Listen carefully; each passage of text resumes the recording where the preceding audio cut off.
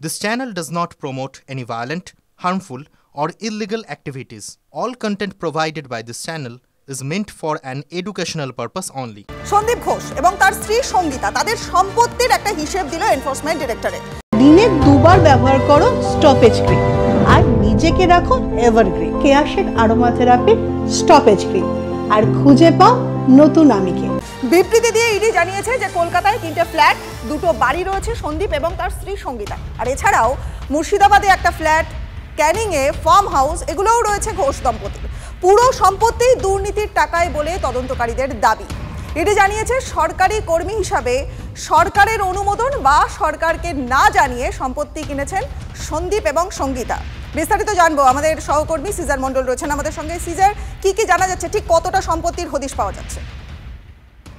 দেখো, সন্দীপ ঘোষের যে প্রাথমিকভাবে যে সম্পত্তির হদিশ পাওয়া গেছে তার মধ্যে স্থাবর সম্পত্তির পরিমাণই বেশি। কলকাতায় 3টি ফ্ল্যাট, কলকাতায় 2টি বাড়ি এবং মুর্শিদাবাদে একটি ফ্ল্যাটের হদিশ এখন পর্যন্ত পাওয়া গেছে।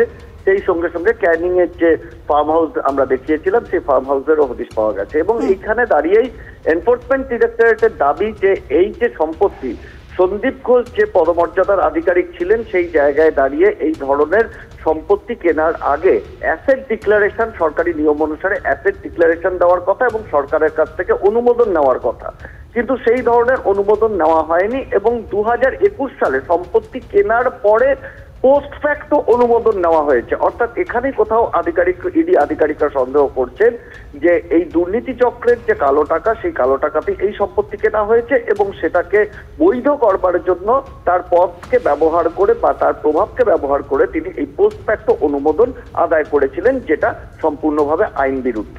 বেশ, নজর থাকবে সিজন, ধন্যবাদ তোমায়।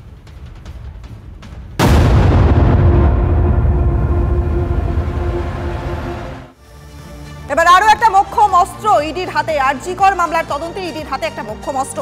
আরজিকরের প্রাক্তন অধ্যক্ষ ধৃত সন্দীপ ঘোষের ল্যাপটপ বাজেয়াপ্ত করেছে এনফোর্সমেন্ট ডিরেক্টরেট। সূত্রের খবর যে টেন্ডার সংক্রান্ত নথি, দুর্নীতির তথ্য, এই সবই রয়েছে ওই ল্যাপটপের মধ্যে।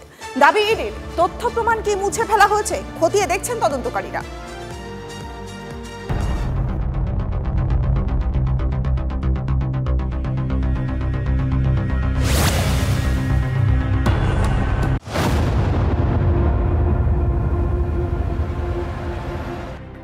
নিজের বাড়ি থেকে সরিয়ে ফেলেছিলেন, রেখেছিলেন আত্মীয়র বাড়িতে, কিন্তু শেষ রক্ষা হলো না।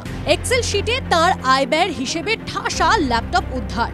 এটাই সন্দীপ ঘোষের বিরুদ্ধে মহা অস্ত্র বলে মনে করছে ইডি। আগেও সন্দীপ ঘোষের বিরুদ্ধে দুর্নীতির অভিযোগ ওঠে। অভিযোগ প্রভাবশালী হওয়ায় তা ধোপে টেকেনি। আরজিকর মেডিকেল কলেজের পোস্ট গ্রাজুয়েট ছাত্রীর অর্ধনগ্ন দেহ উদ্ধারের পর রাজ্য জুড়ে যে ঝড় উঠেছে তাতে ফের কাজ করায় সন্দীপ। সামনে আসে তার বিরুদ্ধে কয়েক কোটি টাকার দুর্নীতির অভিযোগ। নতুন করে মামলাও হয় কলকাতা হাইকোর্টে। সন্দীপের বিরুদ্ধে হওয়া দুর্নীতি মামলায় সিবিআই তদন্তের নির্দেশ দেয় আদালত। কেন্দ্রীয় গোয়েন্দা সংস্থা এই মামলার তদন্তভার নেওয়ার পরে সন্দীপ ঘোষকে কয়েক দফায় দপ্তরে ডেকে জিজ্ঞাসাবাদ করা হয়।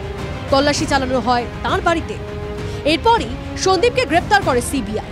শুধুমাত্র সন্দীপের বেলেঘাটার বাড়িই নয়, তার শ্বশুর বাড়িতে পর্যন্ত তল্লাশি চালিয়েছেন তদন্তকারী আধিকারিকরা। বাদ যায়নি শালিকার বাড়ি। সেই তল্লাশিতে একাধিক নথি উদ্ধার হয়েছে, আর সেই তল্লাশিতেই উদ্ধার হয়েছে একটি ল্যাপটপ।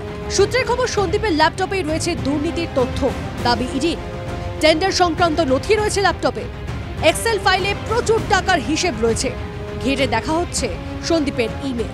কোনো দুর্নীতি সংক্রান্ত কোনো ইমেল এই মধ্যে রয়েছে কিনা সেটাও তারা দেখছেন। তবে একই সঙ্গে আশঙ্কার মেঘও রয়েছে তদন্তকারীদের কাছে। তারা মনে করছেন যে তদন্ত শুরু হতে পারে এই আশঙ্কাতে সন্দীপ ঘোষ ওই ল্যাপটপ থেকে ডেটা মুছে ফেলতে পারেন বা ডেটা নষ্ট করে ফেলতে পারেন। সেই কারণেই সেই ল্যাপটপটিকে সিএফএসএল অর্থাৎ সেন্ট্রাল ফরেন্সিক সায়েন্স ল্যাবের হায়দ্রাবাদে তাদের যে ল্যাব রয়েছে সেখানে পাঠানো হবে, যাতে কোনো রকম কোনো তথ্য প্রমাণ নষ্ট করা হয়েছে কিনা সেটা দেখার জন্য এবং সেই তথ্য প্রমাণ উদ্ধার করার জন্য। সূত্রের খবর, তদন্তে গুরুত্বপূর্ণ ডিজিটাল নথি এজেন্সির কাছে এসেছে।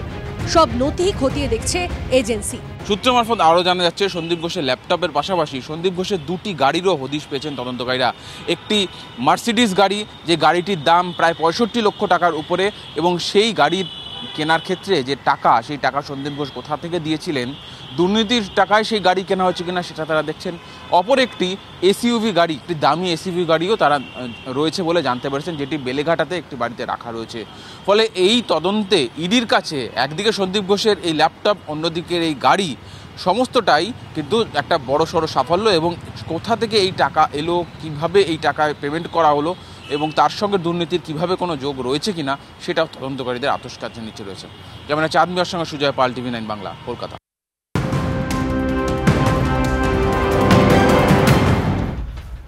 বটগঞ্জে 23 বছরের মহিলাকে ধর্ষণের অভিযোগ, গ্রেপ্তার হাওড়ার ব্যবসায়ী। নির্যাতিতার বাবার অভিযোগের ভিত্তিতে গ্রেফতার। SSKM মেডিকেল টেস্ট নির্যাতিতার।